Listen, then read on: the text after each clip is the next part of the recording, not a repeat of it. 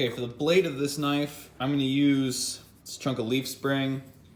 This will probably be way too much, but it's what I have lying around. And I have a handful of these just sitting around my shop. They're basically the part of the leaf spring where it curls up and attaches to the vehicle itself.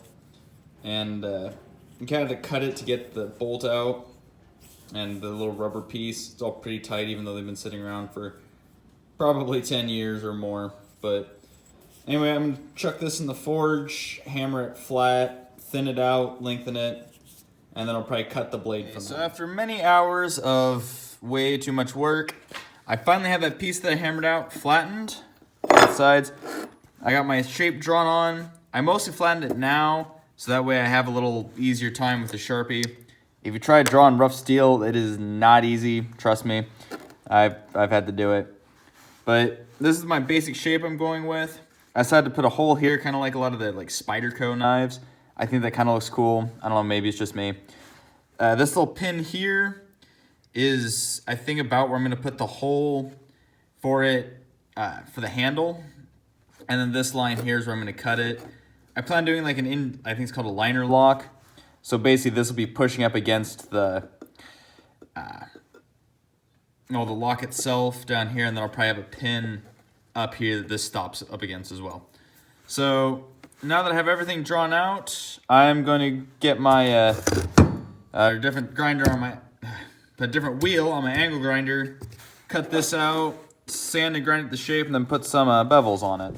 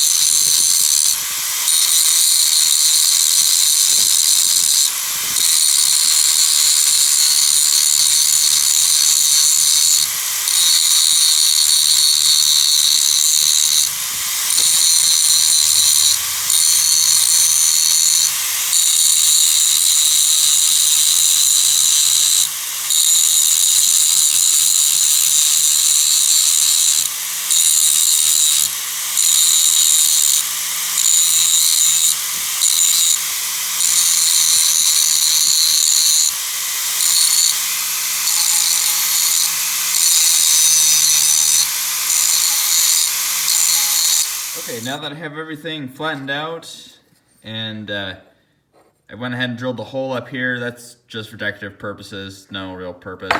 I'll probably grind it out and make it a little more oval, but that's for later.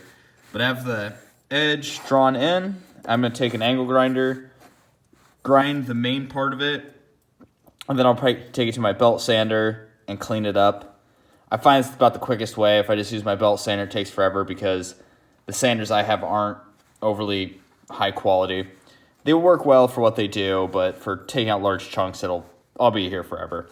So I'm going to take my grinder, clean that, or grind that down, and then, take it to the belt sander.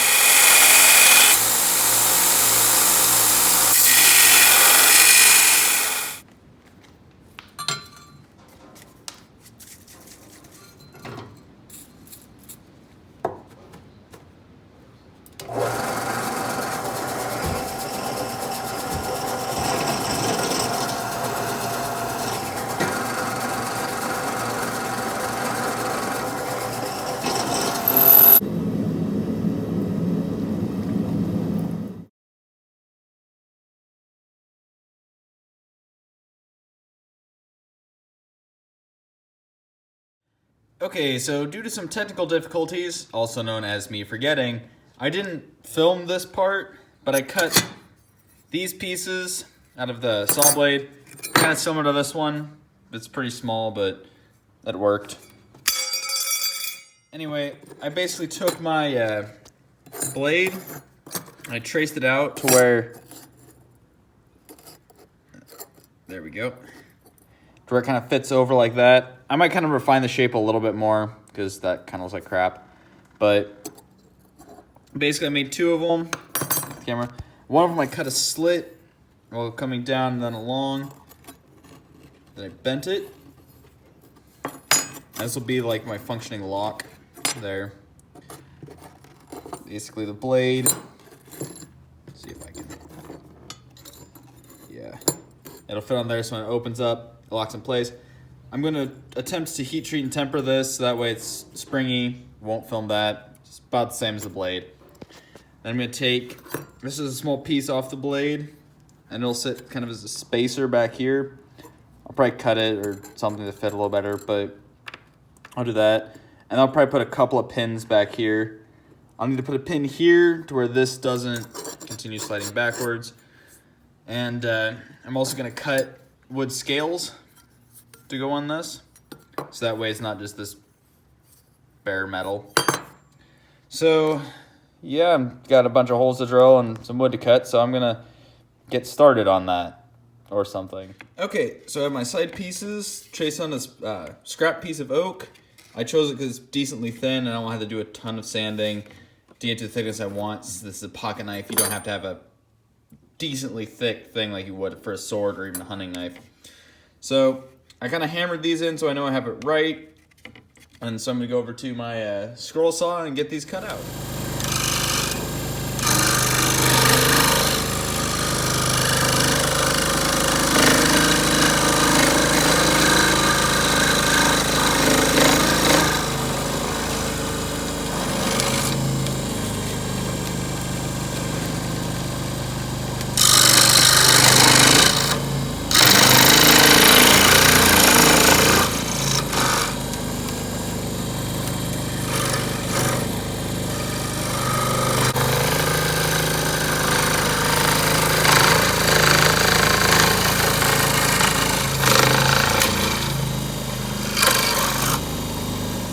So after a lot of work and a 2-hour-long citywide power outage, I finally got everything drilled and kind of rough assembled.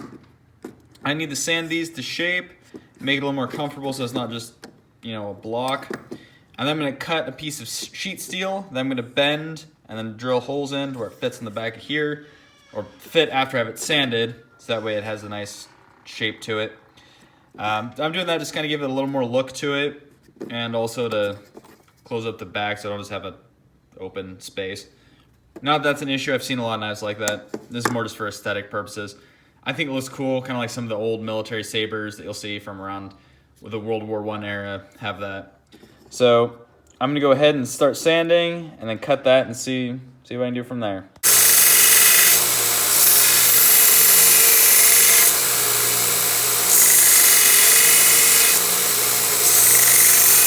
Okay, so I have these wooden pieces done. I made a metal piece. This is just kind of an aesthetic piece to go on the back. It's not necessary, so I didn't really try to make it. But yeah, now that everything's made up, I just stained these, but I didn't stain the back because it's gonna be covered.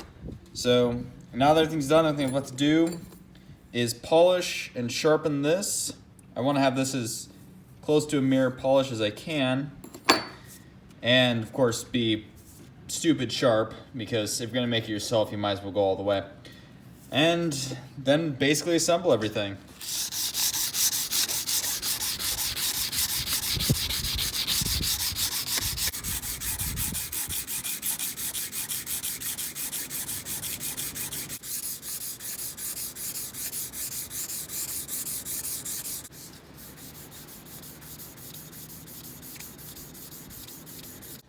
Okay, now that I have the blade polished out, I didn't film all of it because it's more or less the same thing, just with different grits.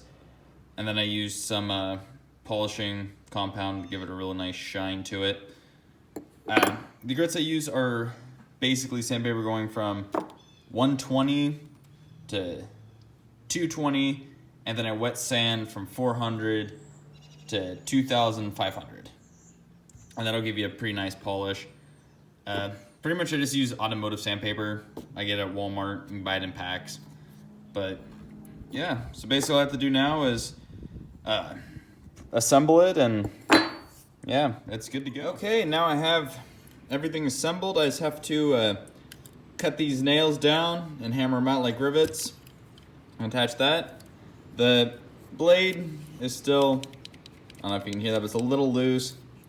It's not too terrible, and you really can't notice if you move it, so hopefully once I tighten everything up it won't be too bad, but it's still pretty cool for a homemade knife.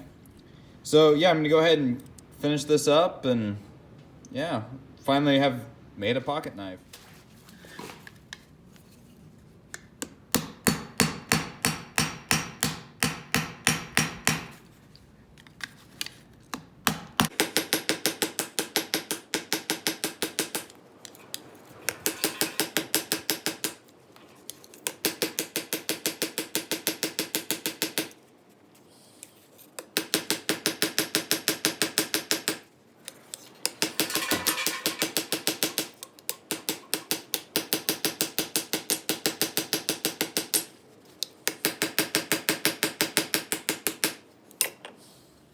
Okay, there we go. Rivets are all hammered out. I got the screw in about where I want it. It sticks a lot. I don't know if I can get it open here. Let me, one moment. Kind of takes 2 hands to open. There. And once it opens up, locks into place. That was a lot harder to do with one hand. Like I said, it kind of sticks a little bit, but I've never made a folding knife before. So for a first attempt, I don't think it's too bad. I think if I make one again, instead of doing the interior lock like this one, I'm gonna do the one that has the little lever back here that latches on. I think that'd operate a little smoother. Or I might try this design again, I don't know. But like I said, I think it all looks cool with like the metal or the dark wood, well polished blade. And it definitely feels pretty good in hand, so I might try and make another one of these in the future, just, you know, better. Because this one, yeah, I could do better, I think. But for a first attempt, it's good. I'm saying the same thing over and over again, aren't I? Okay, well, thanks for watching, and you know, if you try this at home, hopefully yours turns out a little more smoother operating than mine does. But good luck. And yeah, that's it. So that's all I have to say. I hope you enjoyed.